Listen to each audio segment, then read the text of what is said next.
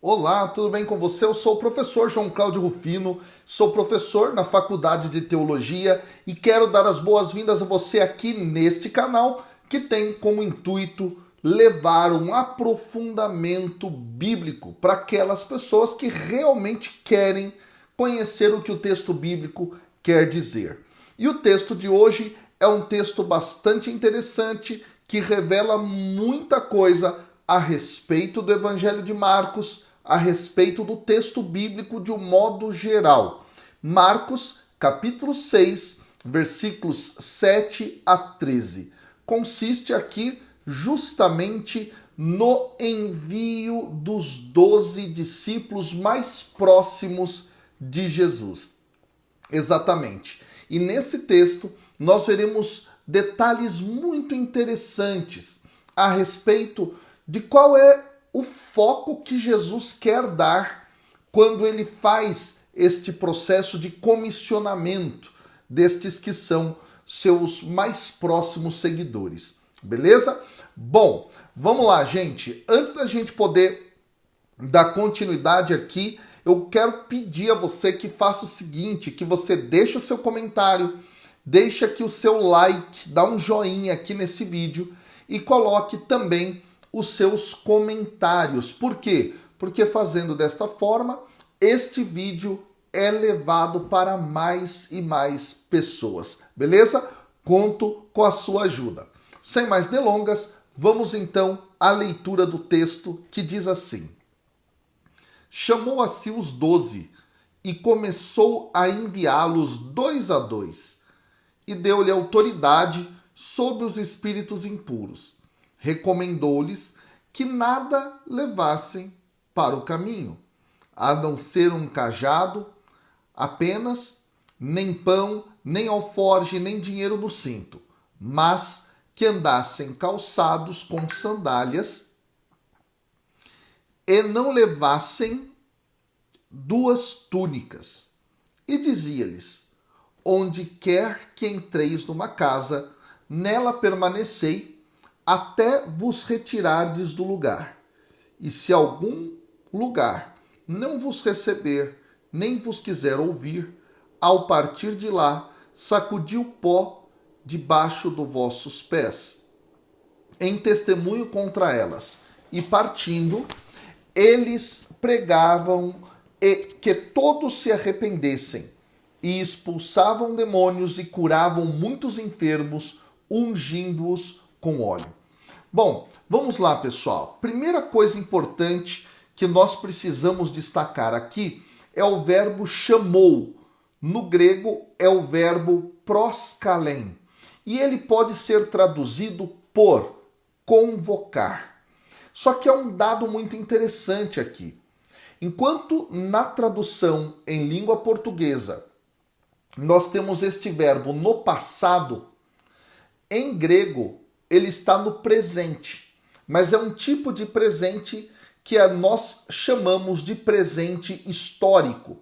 E esse tipo de forma de utilização do verbo é justamente utilizado para priorizar um evento ou um grupo de eventos que tem uma particular valia, um valor grande. Tá? Então esse dado é muito interessante. O texto já começa utilizando o presente histórico, o que significa que aquilo que o autor vai dizer a partir de agora é justamente algo muito importante. Uma outra coisa fundamental é que esse mesmo verbo ele tem uma conotação justamente de um chamado feito a partir de uma autoridade. Exatamente. Nós vemos esse verbo sendo utilizado no capítulo 15, lá no versículo 44 do Evangelho de Marcos, tá? E é justamente o momento em que Pilatos admirou-se, né, diz o texto, de que ele já tivesse morrido e tendo chamado o centurião. Olha só. Tá? Aqui nesse momento, Pilatos é uma autoridade e chama o centurião. Então é o mesmo termo utilizado aqui, mostrando justamente que Jesus tem autoridade. Depois, um outro dado fundamental é compreender que dentro do Evangelho de Marcos, esse chamado dos 12 e envio dos mesmos para a missão já tinha sido antecipado lá no capítulo 3, no versículo 14 e no versículo 15. Neste momento, aqui no capítulo 6, a partir do versículo 7, o que há é justamente a efetivação do que já havia sido antecipado. Vamos lá. Um outro detalhe também muito interessante, já de entrada nesse texto, é justamente aquilo que esses 12 serão. Eles justamente serão emissários da mensagem de Jesus. Exatamente. Lembra que o texto de Marcos, ele diz que a primeira pregação de Jesus é justamente aquela que afirma categoricamente o seguinte. Deixa eu até pegar aqui o texto para vocês, tá? Porque ele é um texto bastante importante dentro dessa dinâmica. Capítulo 1, versículos 14 e 15 de Marcos afirmam que Jesus pregou: o tempo está cumprido e o reino de Deus está próximo. Arrependei-vos e crede no Evangelho. Bom, isso está no versículo 15, de modo mais específico, do capítulo 1. São as primeiras palavras ditas por Jesus, que inauguram, portanto, seu ministério. Quando nós lemos o texto deste comissionamento dos 12, Jesus fala para os seus que eles devem proclamar o arrependimento dos pecados, nos versículos 10 e 12, aqui do capítulo 6. Ao mesmo tempo, eles devem ser aqueles que expulsam os espíritos malignos e que curam. Não é? O versículo 7 diz isso, o versículo 13 também. Isso é muito interessante, porque afinal de contas, o que Jesus fez até agora aqui, não é, dentro da narrativa do Evangelho, foi justamente isso. Ele curou e ele expulsou os espíritos malignos e pregou o arrependimento. Jesus, então, dá esse comissionamento justamente para que os seus discípulos mais chegados façam aquilo o que ele fez até então, ok? Um outro dado bastante interessante, pessoal, já de entrada dentro desta narrativa, é justamente o que esses 12 se tornarão mais à frente, tá? Quando nós continuamos o texto dentro de Marcos, eles serão aqueles que vão acompanhar Jesus na sua jornada para Jerusalém, tá? E vão, ao longo deste processo, compreender a natureza do seu poder e da sua missão. Isso nós vemos lá no capítulo 9, versículo 35, capítulo 10, versículo 42, e eles vão celebrar com o Senhor na última ceia, lá no capítulo 14, versículos 12 a 21. E depois serão estes mesmos que vão estar com Jesus no momento em que ele vai ser preso, tá? E eles vão fugir, como nos diz o próprio texto no capítulo 14, nos versículos 43 a 46 e no versículo 50. Então estes serão aqueles que de modo especial vão acompanhar o mestre até o final, ok? Mesmo fugindo e assim por diante, tá? Bom, e o texto então diz que Jesus começou a enviá-los 2 a 2. O verbo começou aqui, pessoal, ele está no tempo verbal que nós chamamos em grego de aoristo. E mais especificamente, aoristo médio indicativo da terceira pessoa do singular. O que está em jogo aqui? Quando nós fazemos um estudo mais profundo dentro do texto bíblico do Novo Testamento, sobretudo textos narrativos, dentro da língua grega, na sua língua original, nós sabemos que boa parte das vezes os verbos que estão no aoristo, que é um tempo verbal que nós não temos na língua portuguesa, qualquer dia eu explico isso melhor aqui para vocês, são estes os verbos que o autor coloca em primeiro plano na sua narrativa. Em outras palavras, é como se o autor, ao utilizar o aoristo, estivesse dizendo a nós, leitores, ouvintes do texto: eu quero que vocês prestem atenção neste verbo, porque ele é um verbo que tem um papel importante, ele está no primeiro plano da narrativa. Então, o começou a enviá-los, o autor quer dar justamente ênfase a isso. Lembrando que eu havia dito a vocês, né, que ele usa, o autor o chamou no presente histórico, né, o que mostra que os próximos atos de Jesus serão atos muito importantes. E o primeiro deles aqui nesse sentido é o começou a enviá-los. Agora, outro dado fundamental aqui é que agora o verbo enviar, apostelen em grego, é a base para a palavra apóstolos, que significa enviado em grego. É esse o verbo utilizado aqui. Mas depois, mais à frente, eu vou dizer isso a vocês, né?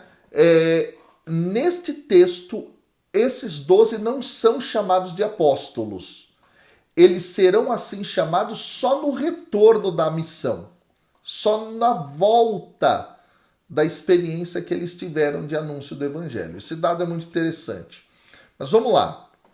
Então esse é o mesmo verbo, tá, que é utilizado inclusive naquele adiantamento da missão desses 12 no capítulo 3, versículos 14 e 15 do texto de Marcos, ok?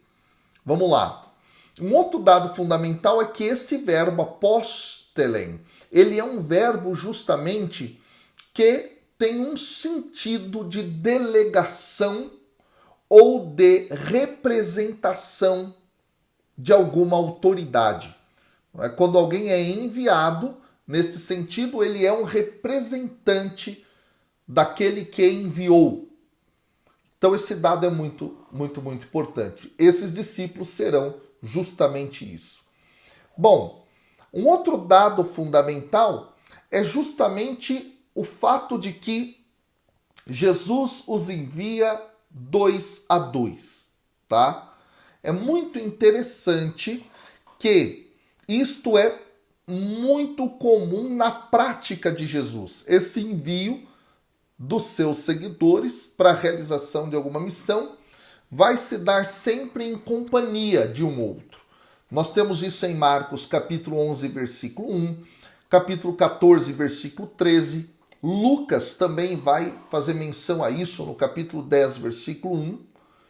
E tal prática, ela é muito presente dentro daquilo que é a cultura da comunidade cristã primitiva, segundo o livro de Atos dos Apóstolos, capítulo 8, versículo 14, no capítulo 9, versículo 38, capítulo 11, versículo 30, capítulo 12, versículo 35, capítulo 13, versículo 2, capítulo 15, versículos 39 e 40. Esse dado é muito interessante, tá? E, aliás, diga-se de passagem aqui, só abrindo um parêntese, a obra lucana trabalha muito essa ideia da ida de 2 em 2 para o processo da evangelização. Agora a pergunta é por quê? Por que de 2 em 2? Aqui provavelmente o que está em jogo é justamente aquilo que está na lei no Antigo Testamento, lá no Pentateuco, em Deuteronômio capítulo 17, lá no versículo 6, é dito assim: por depoimento de 2 ou 3 testemunhas, será morto o que houver de morrer, por depoimento de uma só testemunha não morrerá. O que o texto está dizendo? Que é necessário se ter 2 testemunhas no mínimo dentro de um julgamento. Olha que dado interessante isso.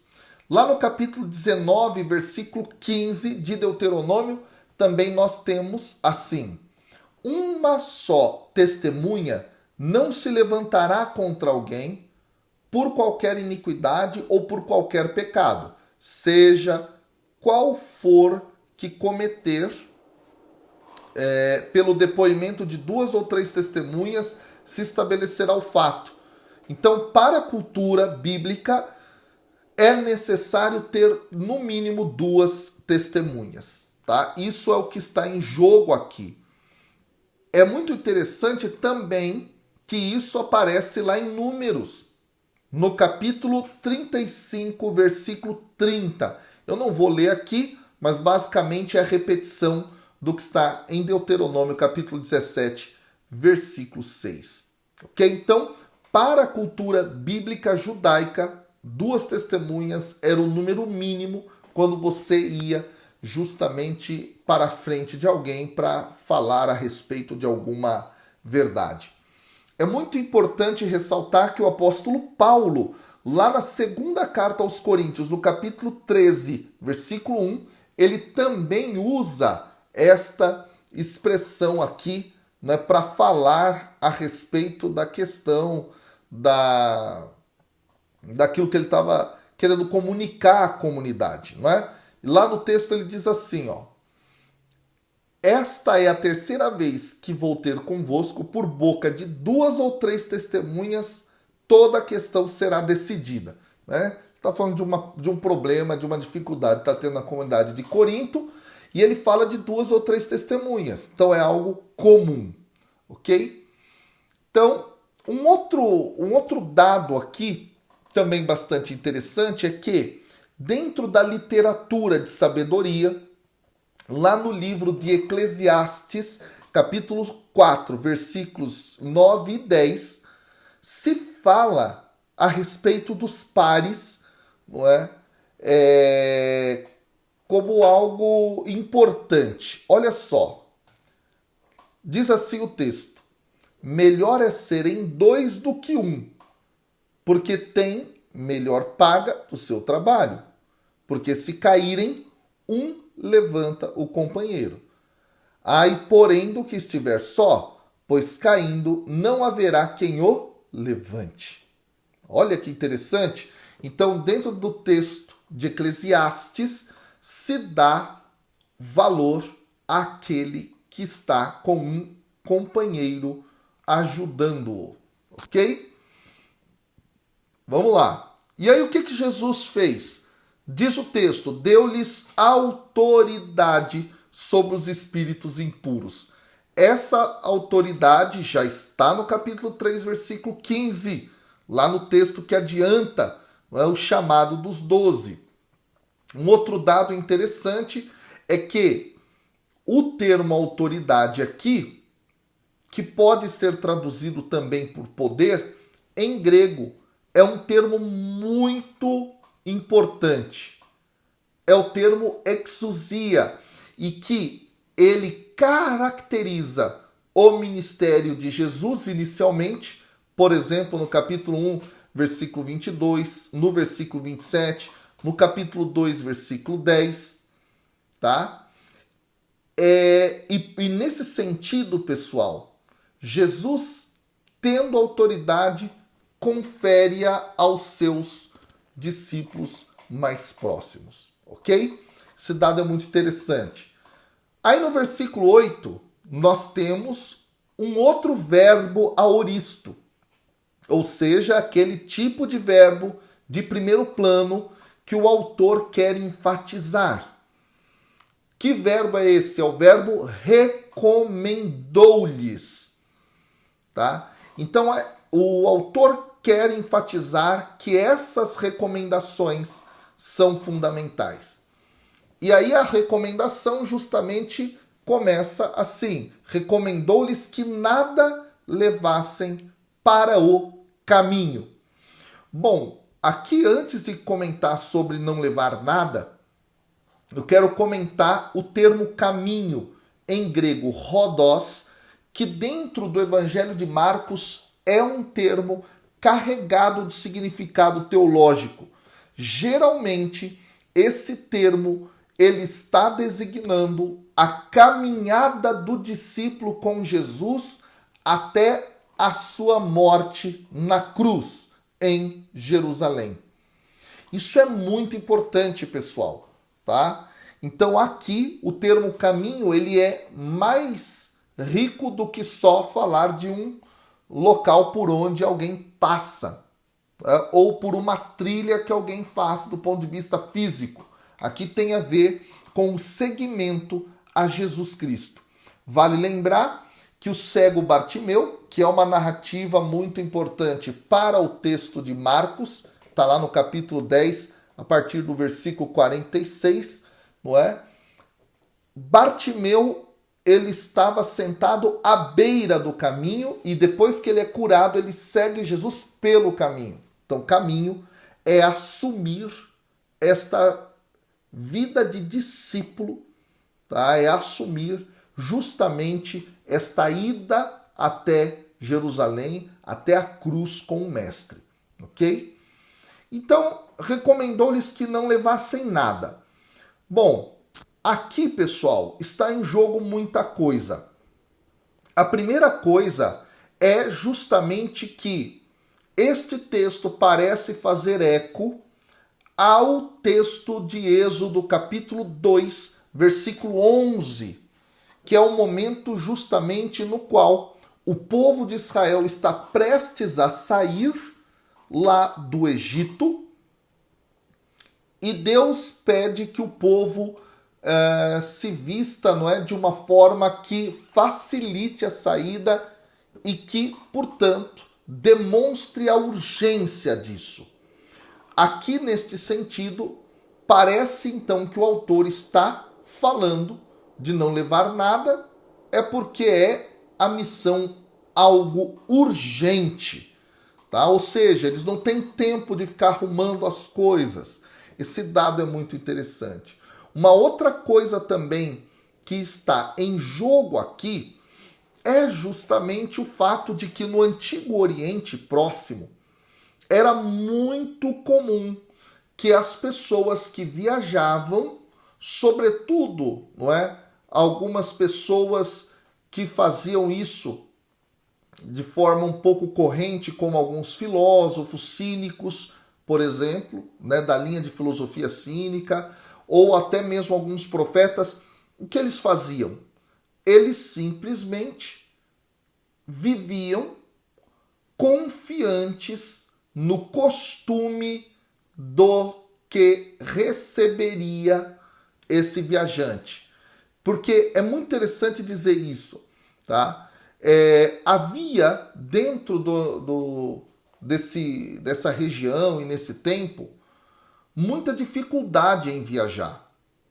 E por esta razão é que se acreditava que os estrangeiros deveriam ser bem acolhidos dentro de casa, mesmo eles sendo pessoas desconhecidas. Tá? Então, neste sentido, o que o texto parece estar apontando também é que eles, os discípulos mais chegados do mestre, devem confiar nesta provisão que vai ser dada. E eu queria que você só imaginasse uma coisa aqui. Imagina você viajando naquela época. Nem todo lugar tinha água, tinha comida. Então, você necessitava de um desconhecido para te acolher como hospedeiro, tá? Aliás, esta é uma das imagens mais bonitas a respeito de Deus dentro do Antigo Testamento, tá bom? Qualquer hora eu falo a respeito disso para vocês. Mas fato é que, tá, os discípulos são chamados a confiar nesse costume que em algumas das sociedades, inclusive, era até uma lei, tá bom? Esse dado é muito interessante.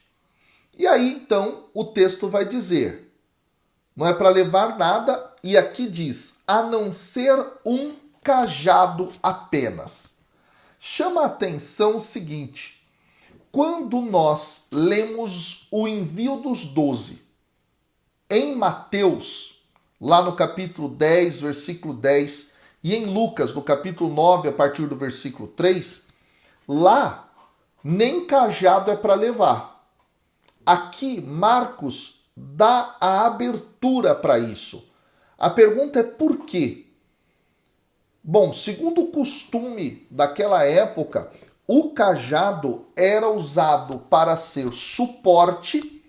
Então, se você já viu imagens de pessoas peregrinando, geralmente elas vão com o cajado na mão para fazer um suporte. Mas também era proteção. Só que é muito interessante também buscar paralelos do Antigo Testamento a respeito desta questão do cajado. Nós o temos como um símbolo de autoridade e poder no Antigo Testamento. Então nós temos frequentemente isto aparecendo lá em Êxodo e também no livro dos Números, fazendo referência ao cajado de Moisés e do seu irmão Arão.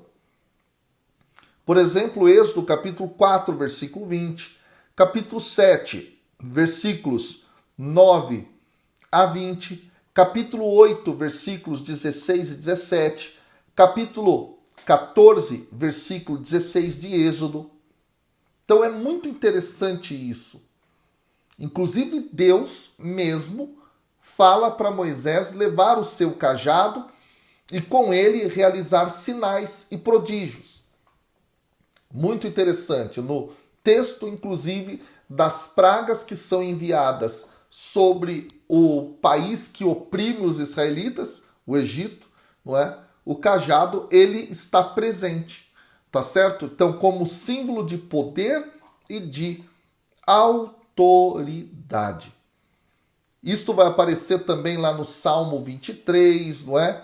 No versículo 4, em Miqueias capítulo 7, versículo 14, segundo Reis capítulo 4, versículos 29 a 37. Então aqui o cajado ele é justamente o que simboliza autoridade e poder, tá? A partir dessa leitura intertextual com o Antigo Testamento.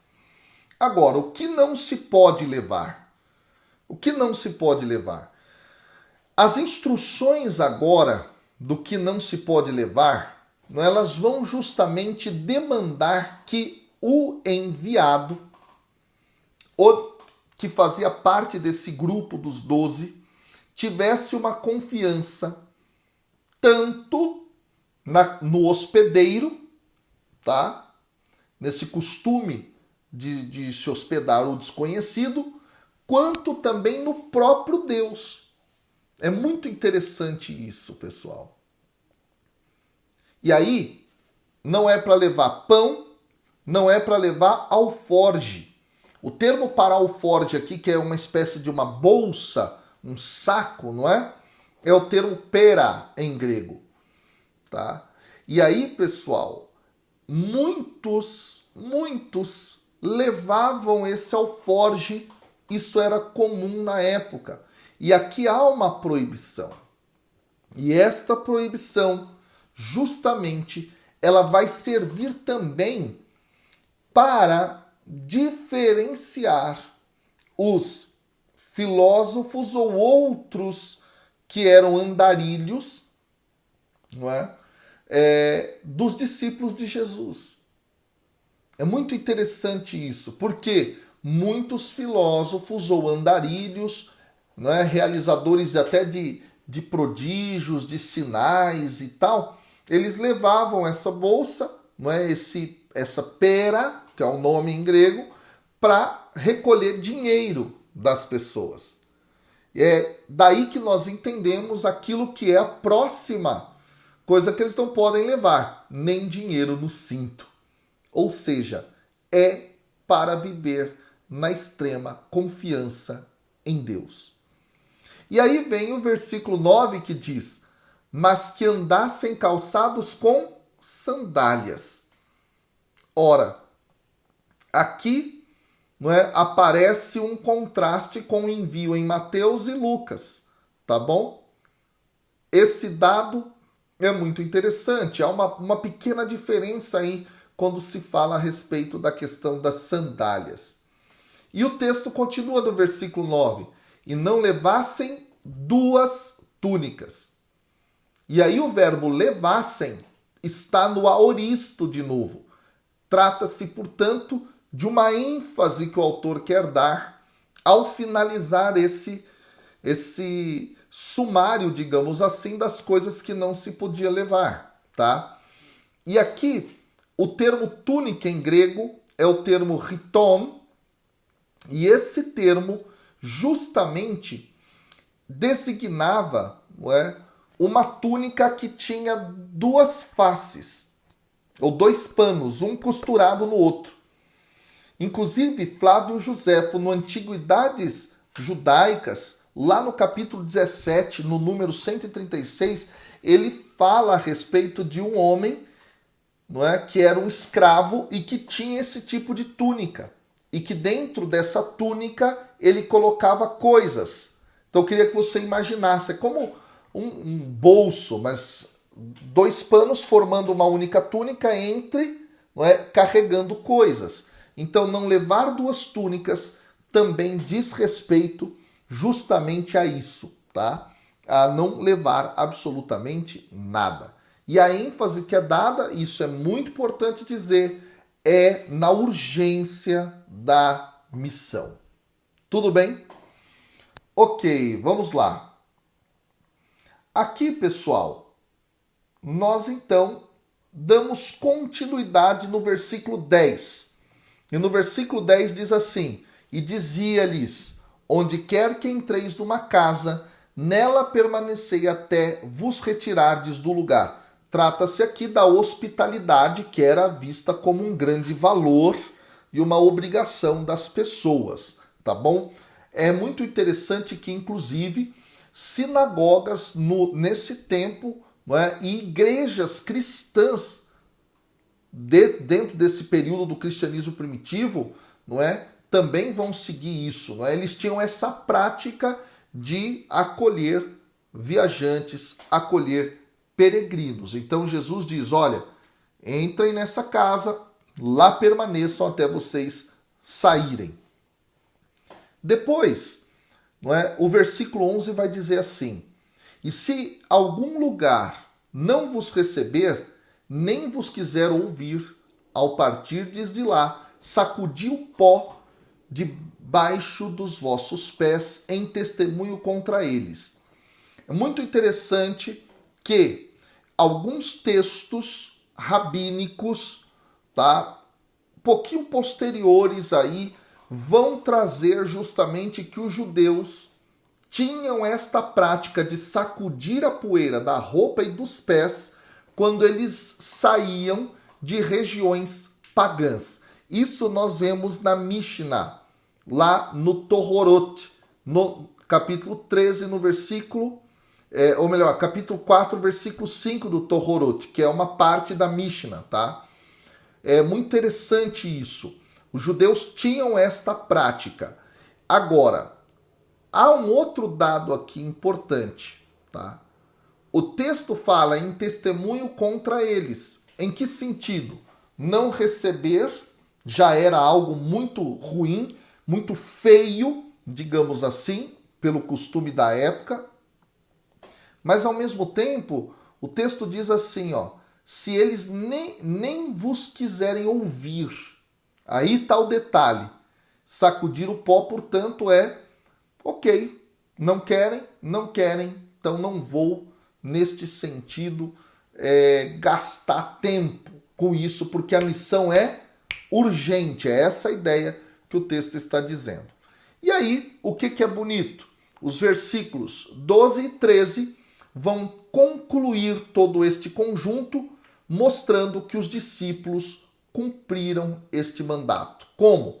Dizendo que eles partiram, pregaram que todos se arrependessem, expulsavam demônios, curavam muitos enfermos, e o texto diz, ungindo-os com óleo, que, aliás, naquela época era usado como uma medicação, medicamento mesmo, tá?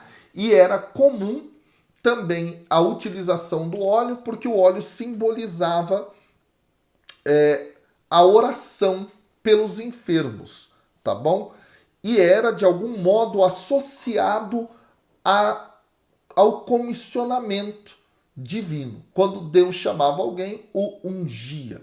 Ok? Esse dado é muito interessante. Aliás, isso permanece na comunidade cristã, por exemplo, lá em Tiago, no capítulo 5, no versículo 14, até no 13 também já começa, se fala a respeito da oração pelos enfermos utilizando o óleo. Ok? Bom, esse dado é muito interessante. Fato é que os discípulos são chamados, comissionados, recebem a autoridade, não é, de Jesus para a realização desse projeto e eles obedecem. Uma pergunta que fica para você. Será que você tem obedecido ao comissionamento, ao chamado, à convocação de Deus na sua vida? Saiba que você é enviado por Deus com autoridade e poder para curar, para libertar, para levar as pessoas, em nome de Jesus, tudo isso, para a experiência concreta da salvação em todas as dimensões da sua vida. Pensa nisso, Deus te abençoe, fica na paz até amanhã com a graça de Deus. Tchau, tchau.